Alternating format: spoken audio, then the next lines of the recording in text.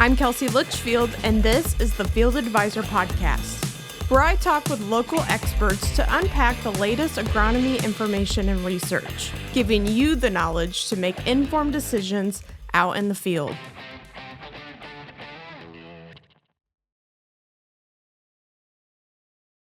Today on the Field Advisor Podcast, we are welcoming back our Illinois Soy Envoys, Matt Montgomery, who works for Beck's Hybrids, located in West Central Illinois. And then we have Seth Wiley, farm manager at Babson Farms, who's located in Northern Illinois. So welcome back to the podcast to both of you. Let's real quick just start with what's happening in your area. I know, Seth, up north, you said there's some harvesting beans, correct?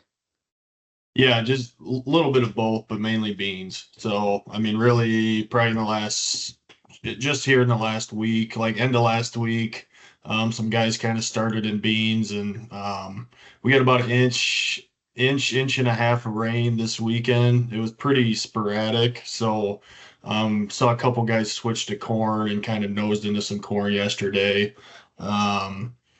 For the most part. But yeah, really, as you drive across the countryside, you really got to look pretty hard to find a combine in the field right now. So we're just kind of getting going. On our farms, we got a little bit of beans out. Actually, we had some really early maturity non-GMOs that those came out, and we got a little bit of corn. We got some wind and hail out west.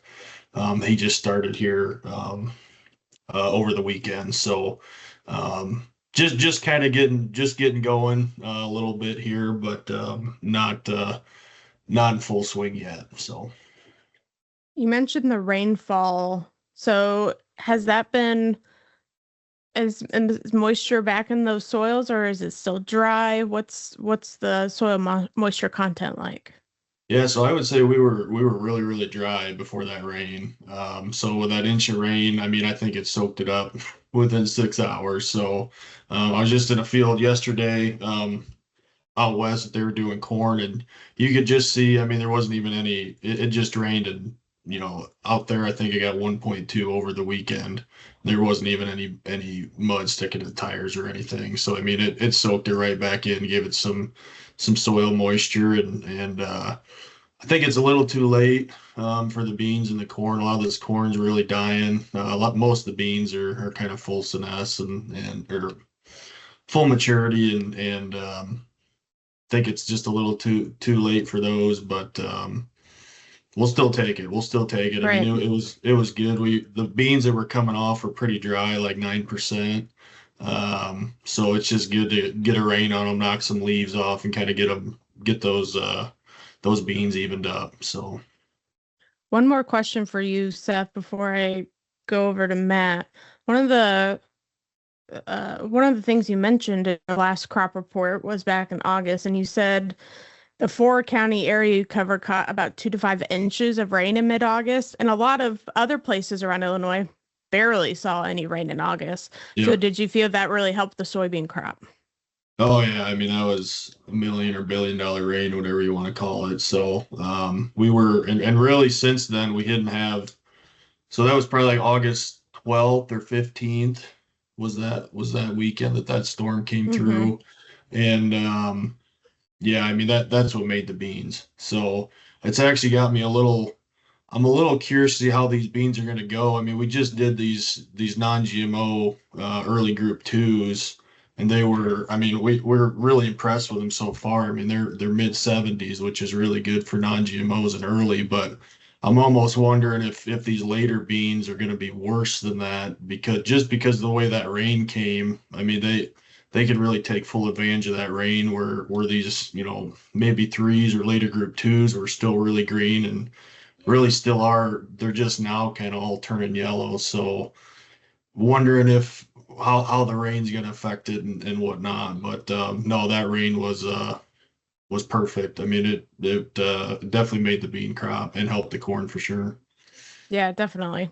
Because like I said, not a lot of areas saw rain. So I just thought that was interesting and just wanted to pull that into the conversation. Yep. Yeah. Since that rain, I mean, so we had that It was 2 to 5. It was pretty sporadic, but I mean, I would say as an average, most everyone got about 3 inches that mid-August, and then I think we had a half inch to a quarter inch, maybe 2 or 3 weeks after that, and then we had the inch here this weekend. So really, in the past 30, 45 days, we haven't had that much rain at all. So that when that 2.5 to 3 inches came in mid-August, I mean, we were really dry then too. So yeah, big help. So Matt, for you, I know in West Central Illinois, just before August, you said expectations were very high for a great corn and soybean yields. But then August came dry, exceptionally hot. I mean, I know everyone knows it, but just give your observations from that Yeah, period. yeah. I think optimism was really high, especially coming out of a pretty wet July. That in wet June, people feeling like there was some real potential set up, and then it just shut off. And shut off again, kind of like Seth would have mentioned, for 45 days, except any of those breaks that he mentioned. At least in most of the area, there are some places that were kind of blessed with some rainfall, and I think we're starting to see the consequences of that. At this point, Kelsey, I'd say there's a pretty equal stab at corn and beans going on in the area. The countryside is going to change pretty fast here. And that 90-degree stretch that we went through, and in some cases upper 90s, boy, it really took it out of the crop quick and shut it down quick. And I think again, you are catching a hint to some of the consequences of that in stock quality on the corn side, and then in reduced bean yields, and then also in some really low soybean moistures at this point. Mm-hmm. Real quick, Matt, before I head over to Byron, talk about what you are talking with farmers and your observations with the 4-bean pods. Yeah, I mean, I think one of the things that you began to give you the bad vibe, and I don't want to make it sound like it's just decimated, but we are off of what people were hoping for, and off by a fair amount. I think one of the things that began giving us hints that we were heading that way, and I think other people on the podcast today will say that as well, is that as you went out, there was just kind of this observation that, well, you couldn't spot a lot of 4-bean pods. What you tended to spot more often was 2-bean pods. And I think we all had kind of a conversation, the four of us and a few other members of the field advisor group, just kind of talking about what we were seeing. And I get the feeling that was kind of a general consensus in the state as a whole, was that we saw a lot of 2-bean pods, and it was just this strong hint that we were headed towards some stuff that was going to fall short of what people were hoping for, and in some cases, in a lot of cases, actually needing, just with the way things are tight this year. Mm-hmm. We'll come back to you, Matt, in a quick second. But Byron, I want to get over to you talking about harvests. How are things going in Henry County? Yeah, really well. A lot of the larger producers have started rolling really well. There's crop coming out every day. Did get some rain last night. Just early this morning. I didn't think that system from the northwest would get to us, but it phased out as it came to the southeast. So, but it's really dry, so that's not really affecting harvest too much, for that matter. And I can tell you that any of the beans that are, get some moisture is a good thing, because I think we were headed just really dry beans really quickly. So I think some people will be very happy about some of that moisture in the beans and some of the fog in the morning, just moisture in general. But overall, I think corn yields, just checking around and listening to a little bit of my football crew I work with on Friday nights, and seeing some things on some different social media from around the area, that 20 bushel to 40 bushel roughly off of last year is not uncommon. That's a pretty solid number, right around, Interstate 80 to the south a little bit, on that. So not it's not poor, it's not super great either, but there's some really good corn out there. There's no doubt, and that's why records are still being talked about, of course, because there's a really good crop out there, for sure. Yeah, and you can tell definitely that the maps with the fungicide treatments against the non-treated are coming out every day. You see more and more.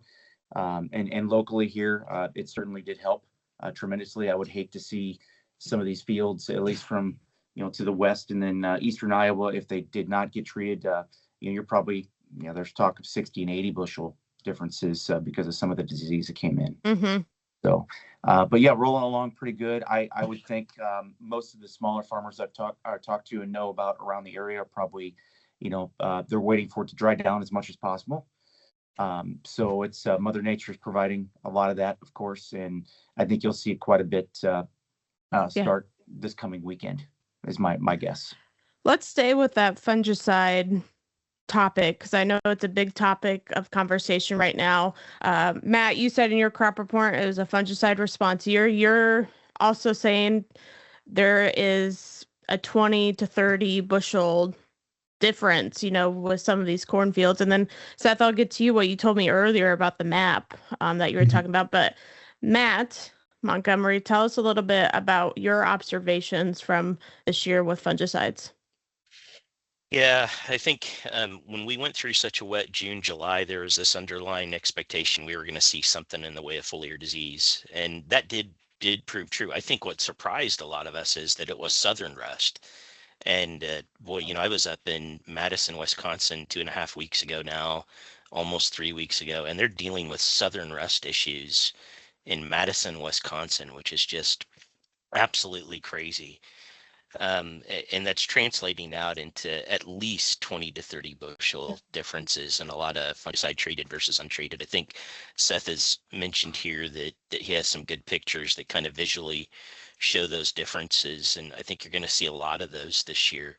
And I say at least because I think it'll stretch out deeper than that when we look at some fields, but at the very least it seems like it's kind of hitting that kind of level at this point. And I do think, Kelsey, there's an underlying story there. Think about, I hate that we have to use fungicides as much as what we do, but I think that's just the world that we live in. Think about the fact that this is southern rust, which, a dozen years ago in my part of the world was an occasional issue, more of a cosmetic issue. It came in late enough that, oh, there it is. And now we live in this world where it's stretching all the way up to Madison, Wisconsin. And you have these other three players on the scene, in gray, northern, and tar. And I think part of the takeaway story for 25 is going to be one way or another, we're going to see some kind of foliar disease more years than not. And I do think that's going to be an important takeaway that, it wasn't a gray, northern, and tar year throughout the majority of Illinois. There are places where that was the case, but it was a southern rust year. This oddball popped up and filled in that gap, and you have three other things that can fill in the gap if they want to. And so I do think, unfortunately, it means more years than not we're going to deal with foliar disease, and fungicide applications are just part of what we get to do. So what would you tell farmers, Matt, that didn't put on a fungicide this year that they should strongly consider it for next year? Yeah, I think so. I think, figure out what you think you can budget in.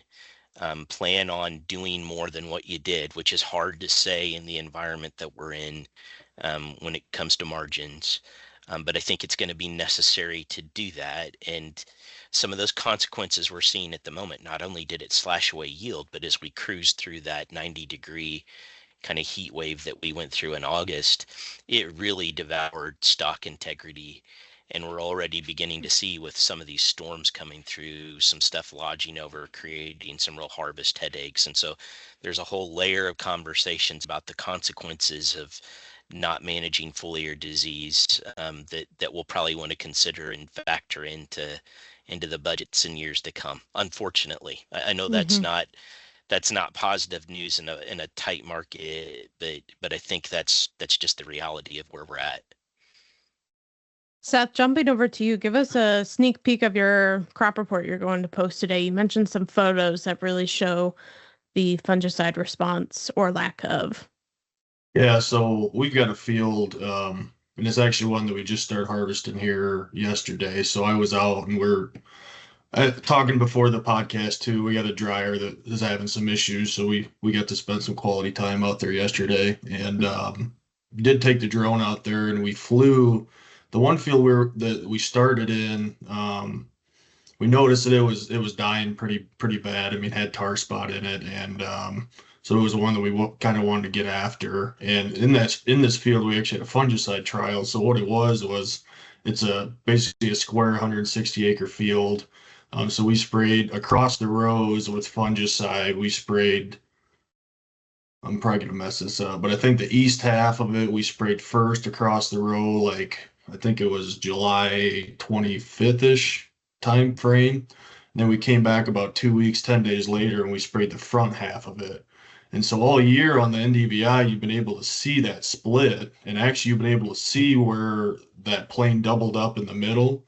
And so when we were out there yesterday, you could see it plain as day, and I got some pretty good drone shots of it where you could even see, I mean, you could see where it doubled up in the middle, like where it basically got 2 passes of fungicide. You could see the back half, the stuff that we sprayed first, was actually a lot greener, a lot more visual.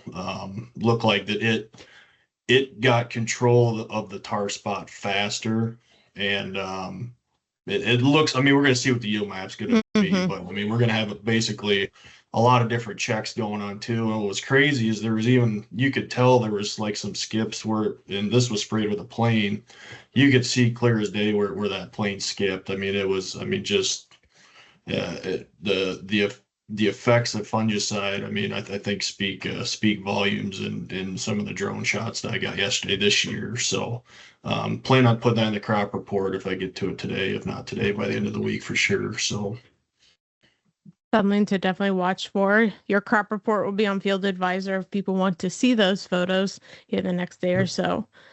Sticking with the disease, I want to talk real quick, Seth. Were conditions right for white mold this year up in northern Illinois, or you're not seeing a lot of it?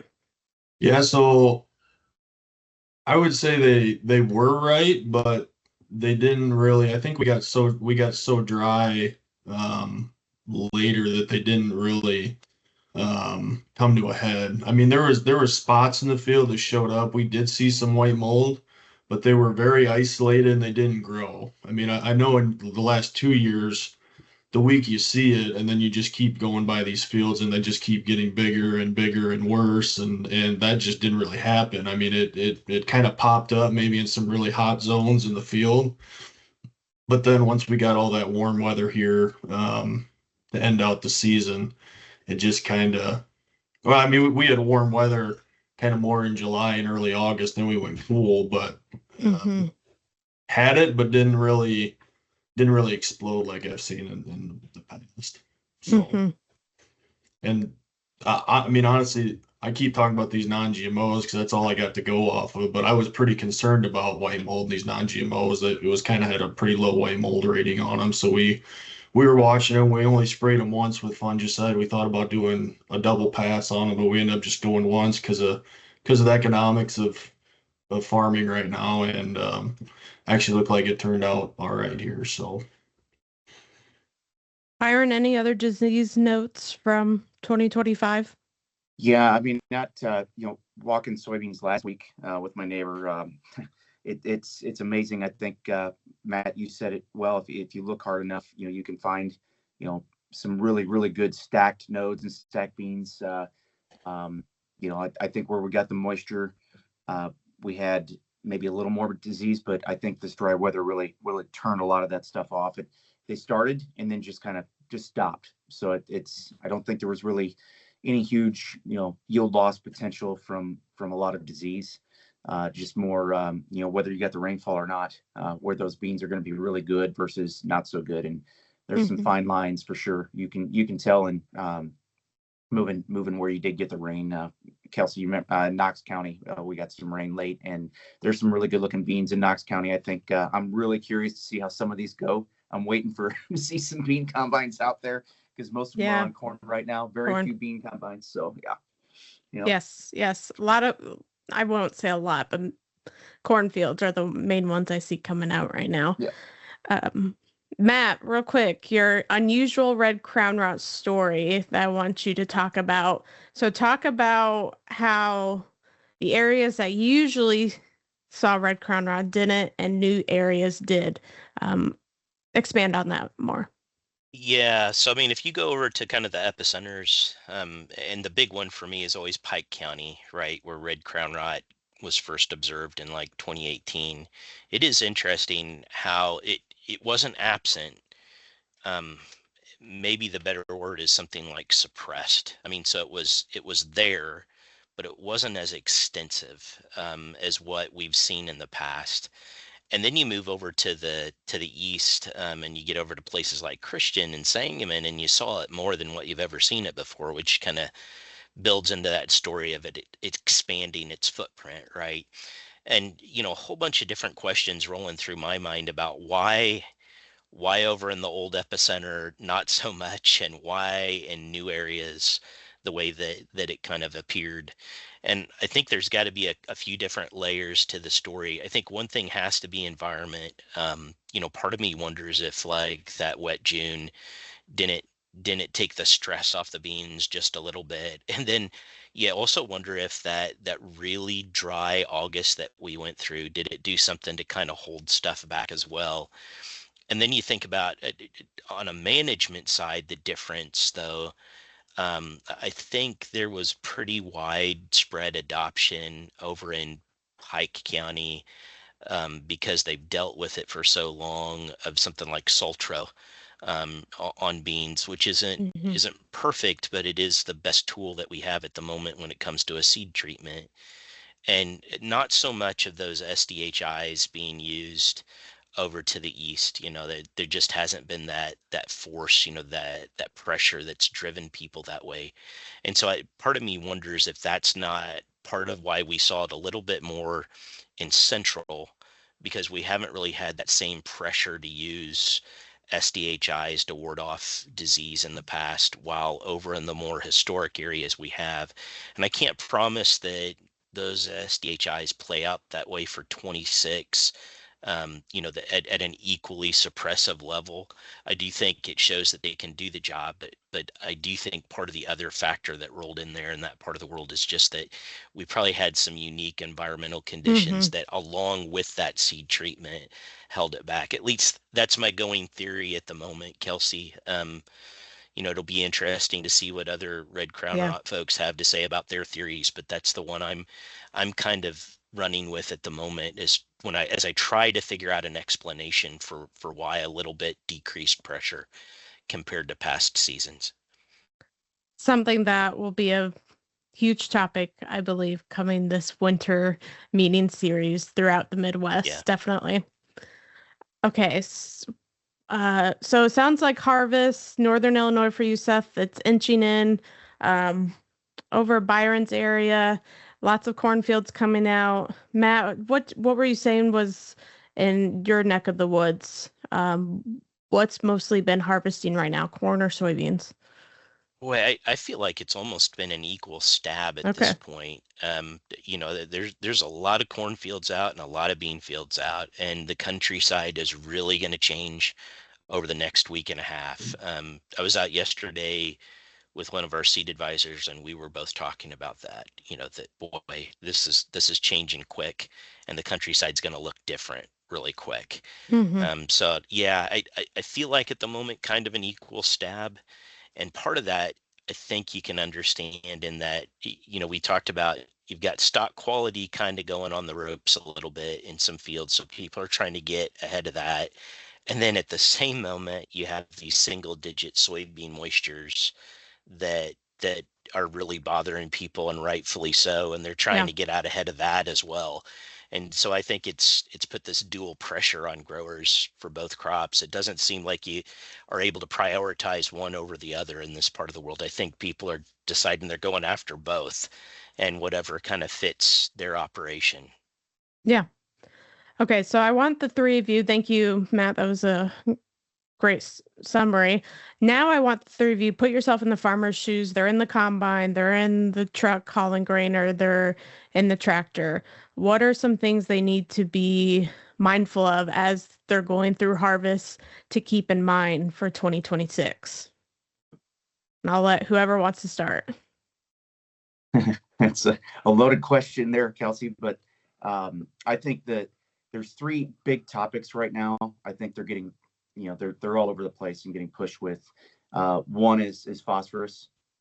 Two would be lime application, and pH, correcting pH, if you will, getting that right. So along with soil testing, of course, and then this fungicide, right? So three topics for 26 that all cost money, that are definitely on. When you see these kind of yield variances going on, it really makes you really put a pencil to it and think about it and add it in, hopefully add it in. I like to think about phosphorus first. It's there's a lot of people saying that I'm not going to apply any phosphorus whatsoever. And we need to think about the implications of what that may bring on that. So I still think those are the three topics on a lot of people's minds right now as we move into 26 from an looking at what yields are doing and how expensive this next crop's going to be to put in. Yeah, I know. I'll jump in real quick. I know Terry Wascala, who's a crop consultant down in Southern Illinois, he wrote a blog for us over a week ago saying it's too dry to soil sample. Hopefully some of this rain that's been coming through will help that, but I know that's something just to be cognizant of as we're heading into soil sampling season. Matt, you can go ahead. Yeah, I think so. You already catch a hint of what Byron kind of talked about, and that is that, Byron kind of hinted at this, that I think the question going through a lot of growers' minds right now is I have a whole long list of priorities, things that demand my attention, inputs that demand my attention, and what do I do? How do I balance all that out? And I do think that's the big quandary at the moment. One of the things, and I think Seth it may actually be writing a blog on this if I remember correctly, but I think one of the things that's going to be really important, especially on the soil fertility front, is I've kind of been framing it as the discipline of doing something. It is really easy in tight margins to decide I'm just shutting the whole thing down. I'm not, I got to cut back, and so I'm slashing it all, and I'm not doing any of it. Understand exactly why people would go down that road. It is so easy to then have the next year also be tight and you don't do something, and then the next year tight and you don't do something, and before very long you've slidden into a spot that's really negative and really needs some correction, and you don't have the financial means to do that, to really make up that shortfall that you've found yourself in. And so I think the discipline of doing something when it comes to soil fertility, if you have to pick and choose, so be it. But I think you got to do something at least and maintain that discipline, because it is so easy to get behind the eight ball, discover you're in a bad spot. And I think that's one of the things that I suspect a lot of growers are going to be contemplating as we go into 26. And big one for me, and I think for a lot of people on the call, is always going to be pH correction, because it sets so many other things in line, but then also maintenance, at the very least, where you can do that, putting back what you take off, really, really important to try and maintain that discipline, at least on the majority of acres. And I think it's an important point to always know your numbers. That's when right. It comes to your operation, to know where maybe you could scale back a little bit or where you can't, and know where your budgets are. I think that's a really important point, Kelsey, is that you really, this is the moment that being a good student of your operation really matters.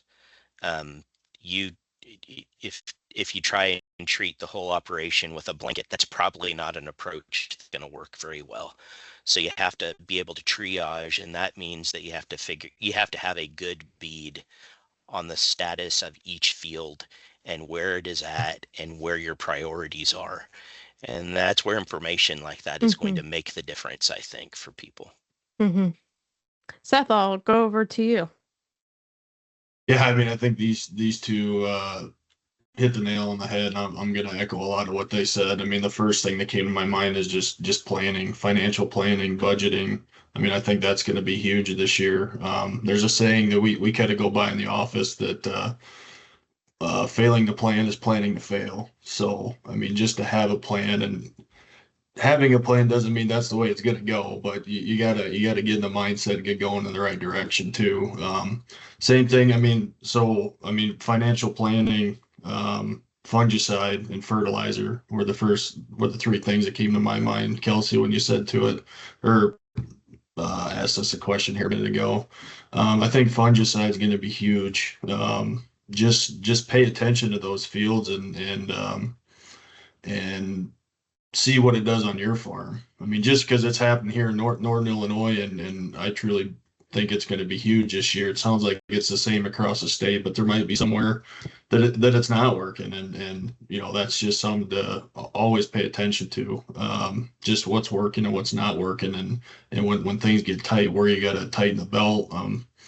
That's just something to always be aware of.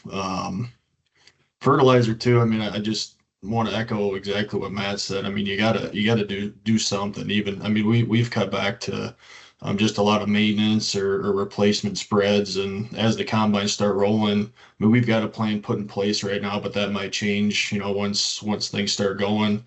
We've kind of got a number in mind that we're willing to spend, and we're gonna do it because we believe that.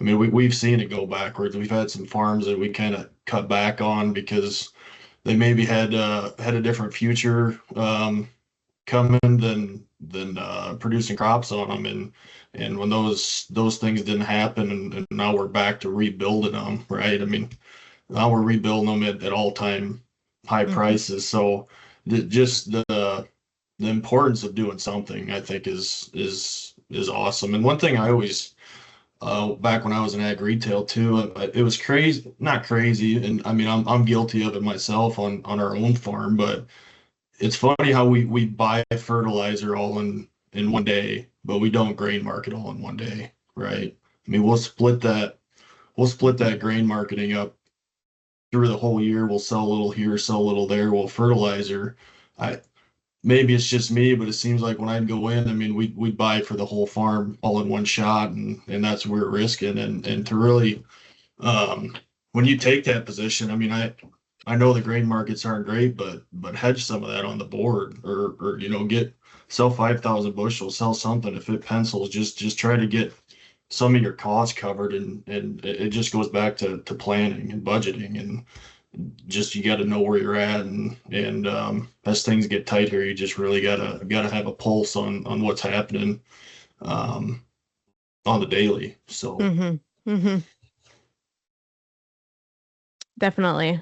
As we're wrapping up here on our crop report update episode with our Illinois Soy Envoys, anything we missed that you want to bring up between Matt, Byron, and Seth?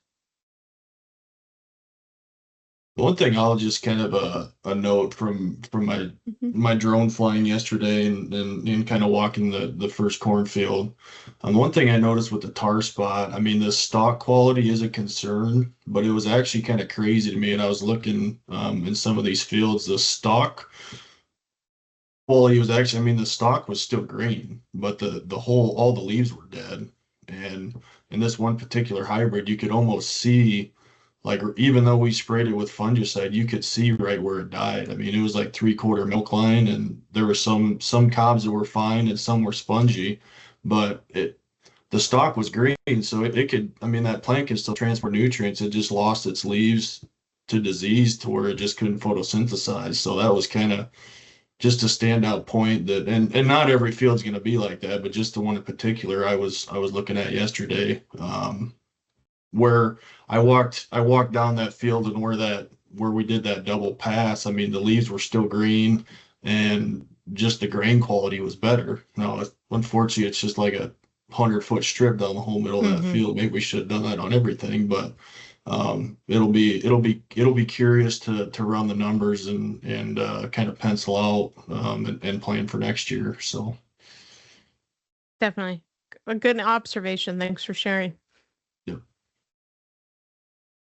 Open the floor to anyone else. Go ahead, Matt. I think just two things. Continue to stay tuned in to the quality of the crop. It's easy to shift at this time of year and think just completely about, okay, I'm going to move this field to this field to this field. I think it's going to be important to pay attention to stock quality, to pay attention to other factors, and figure out priority fields to get it out to.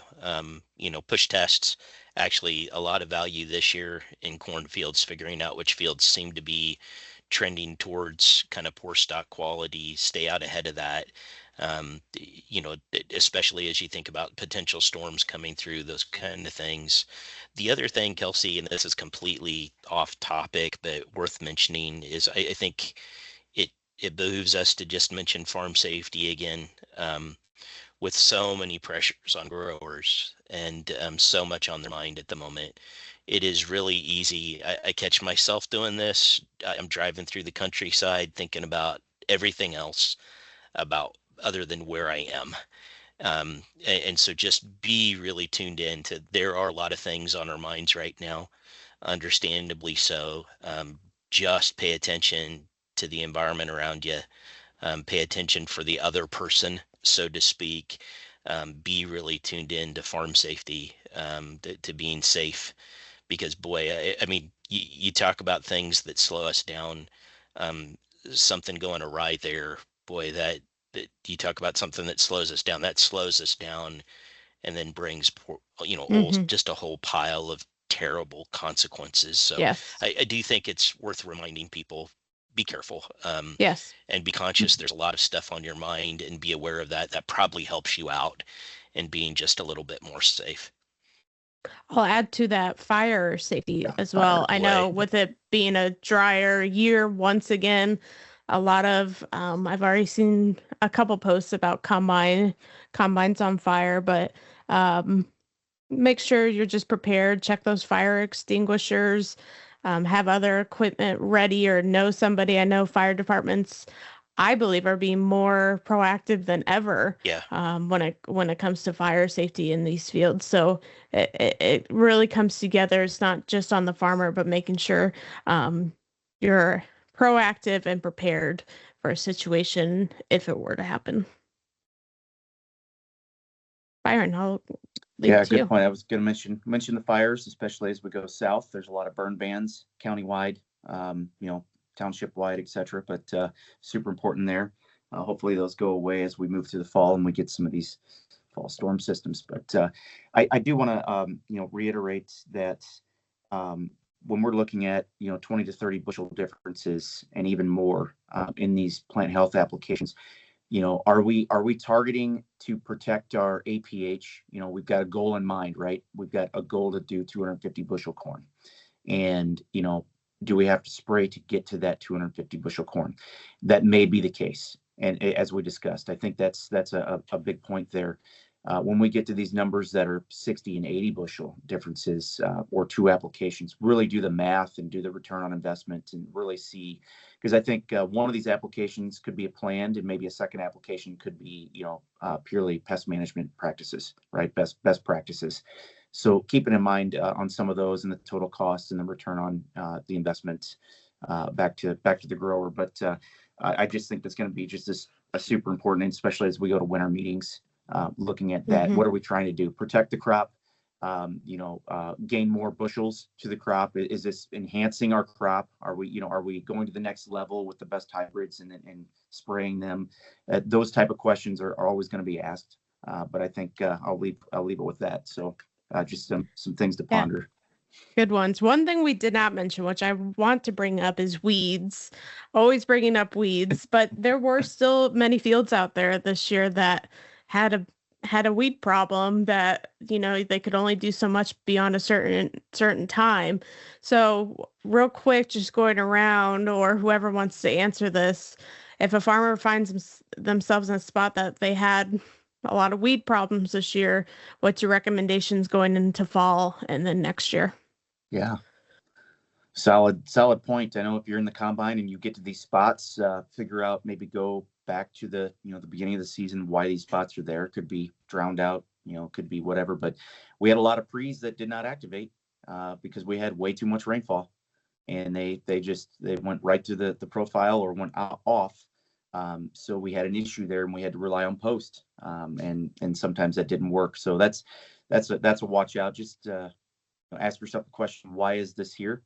And you'll probably find the answer as you go back in time and remember why that is. But still plan to stick with that pre-emergence program, because more than not, it's going to work. It's going to give you some of that residual to get to that post and get to canopy.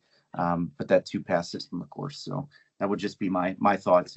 Plan on a 2-pass program, getting that done.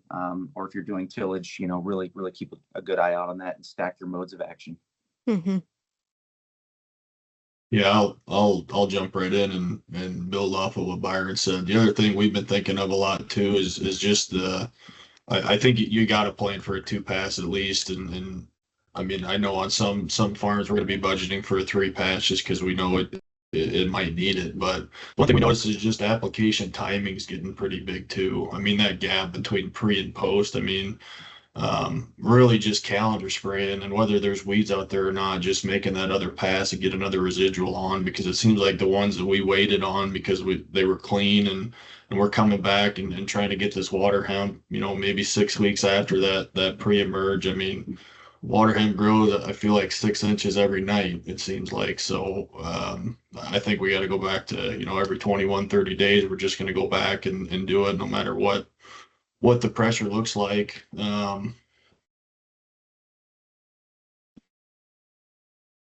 So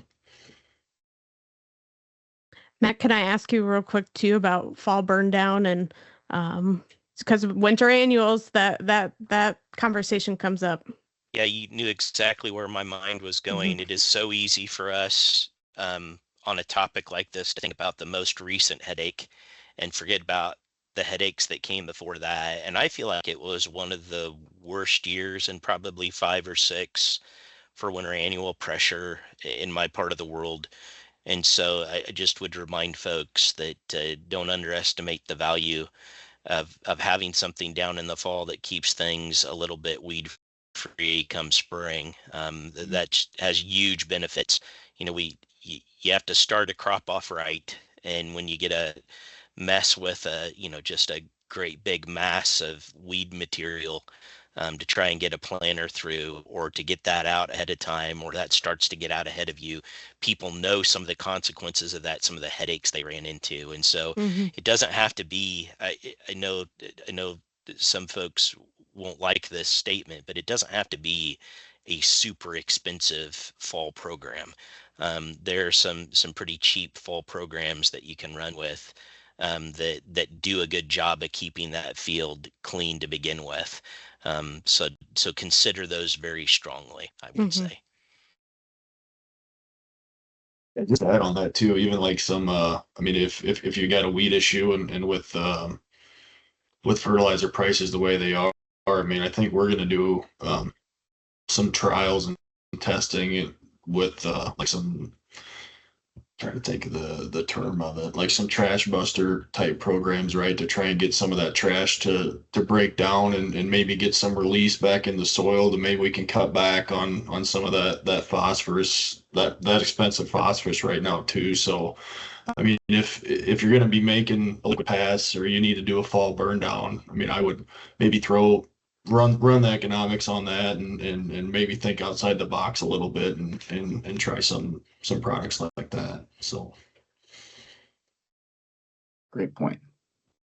Well, we covered a lot today on today's podcast. Very appreciative, Matt, Byron, Seth. Thank you for coming on the podcast and covering everything from harvest to what we're looking for over the winter into next spring. It's always an ongoing conversation.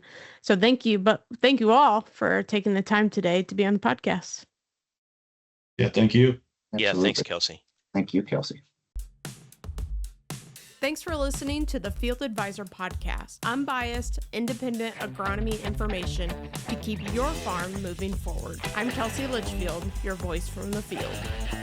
This podcast is funded by the Illinois Soybean Association Checkoff Program.